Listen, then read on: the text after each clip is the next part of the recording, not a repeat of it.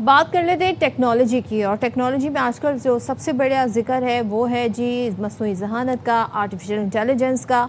तो ये बहुत ज़्यादा हद तक अब इसमें तेज़ी से चेंजेस आ रही हैं। ऐसे में अक़वाम मुत्तहिदा के सेक्रेटरी जनरल हैं एंटोनियो गुतरेस, उन्होंने खबरदार किया कि अगर एआई के लिए आलमी सतह पर वाज़ेह उसूल और कवानीन पर बनाए गए हैं तो उसके नहीं बनाए गए तो उसके संगीन नताइज सामने आ सकते हैं। उनका एक्चुअली कहना ये है कि जो आर्टिफिशियल इंटेलिजेंस है, मस्नूई ज़हानत है, वो सिर्फ एक टेक्नोलॉजी नहीं रही, बल्कि ये अब फैसले भी खुद से कर रहा है, कोड भी लिख रहा है, ऑनलाइन सरगर्मियां भी सरअंजाम देने की सलाहियत रखता है। तो इंसानियत के मुस्तकबिल का फैसला टेक्नोलॉजी पर नहीं छोड़ा जा सकता, क्योंकि कोई भी इसको मिसयूज कर सकता है।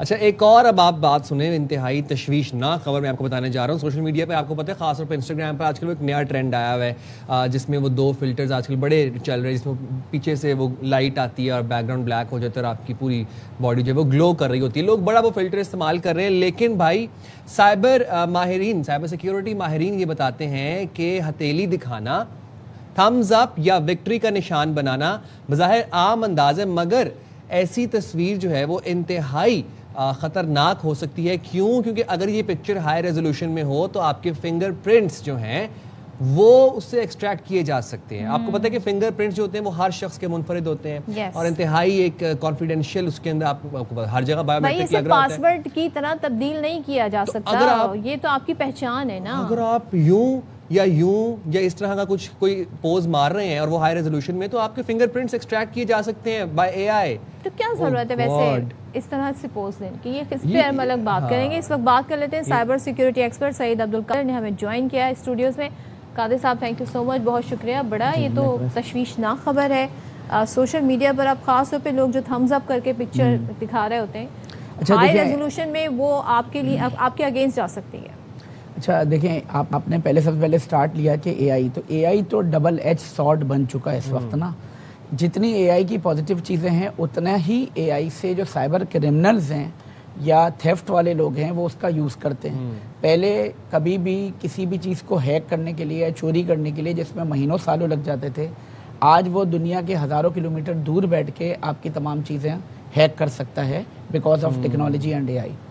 अच्छा, जहाँ तक ये टॉपिक से रिलेटेड बात है, तो देखें बायोमेट्रिक की कितने भी चीज़ें हैं ना, चाहे वो आपका फेस हो, चाहे वो आपका फिंगरप्रिंट्स हों, थंब इम्प्रेशंस हों, इनकी डिटेक्शन की जा सकती है। अब देखें, लोग तो अभी आपका टॉपिक तो थम्स या फिंगर्स का है ना, ये तो चेहरा भी है हमारा, ये फेस रिकग्निशन भी हो सकता है।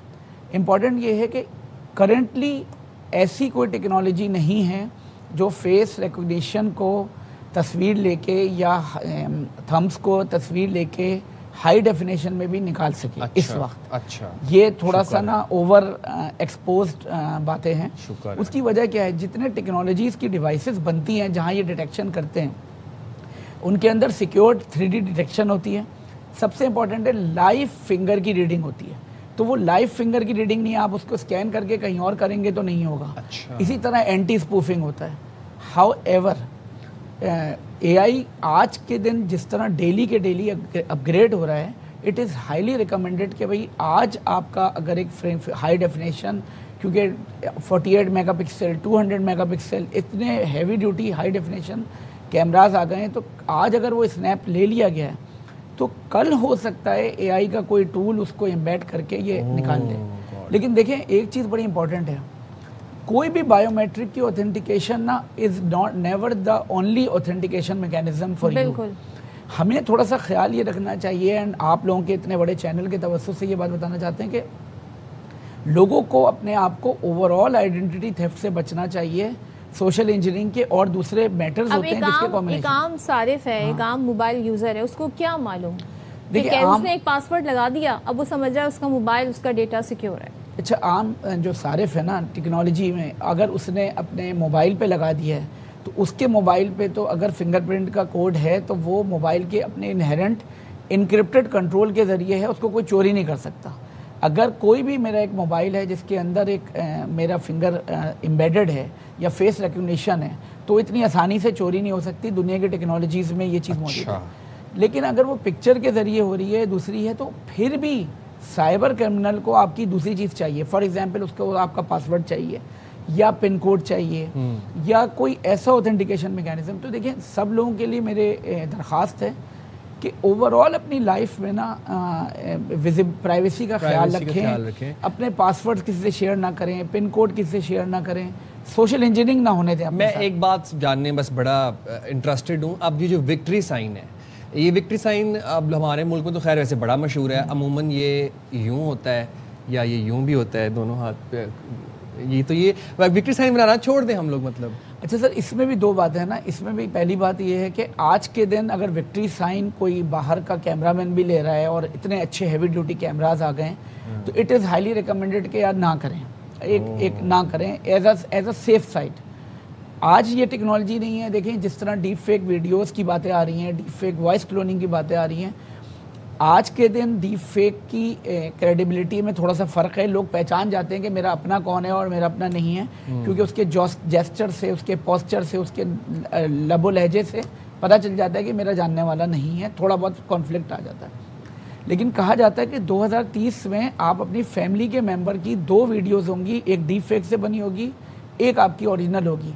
आप दोनों में आइडेंटिफाई नहीं कर सकेंगे कौन सी ओरिजिनल है और कौन सी डीप फेक है। और एक्चुअल डीप फेक पिक्चर्स में ये होने लगा। 2030 तक या जो भी आपने डेट टाइमलाइन दी है, कोई काउंटर इसकी स्ट्रैटेजी नहीं आ जाएगी, कोई ऐसी ऐप जो इसको डिबंक कर सके?